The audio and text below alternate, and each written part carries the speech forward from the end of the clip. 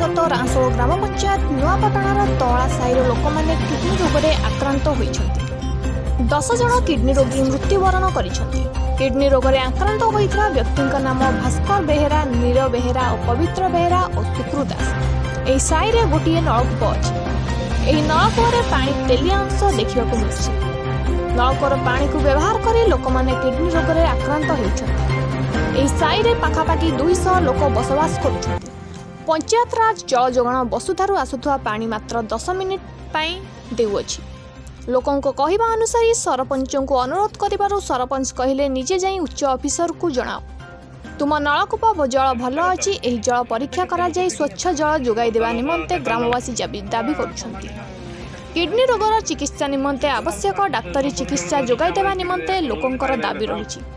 एही साईर खोला कूपटे मध्य संपूर्ण भाव में नष्ट हो जाइथिबारु यार पुनरुद्धार निमंते उच्च कर्तृपक्षों निकट में दाबी करुछंती।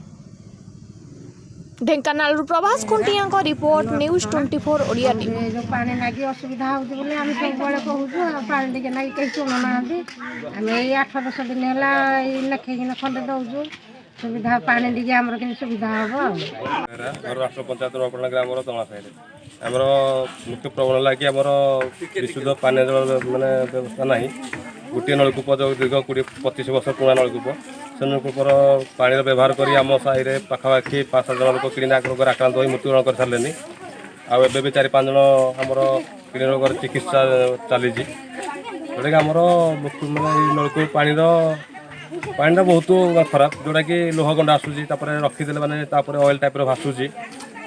तो आमर नवेदन सरकार को आमर जो पानी विशुद्ध पानी बंदोबस्त कले आमर जो किडनी रोग हो तार मानने मेडिकल टीम पठे आमर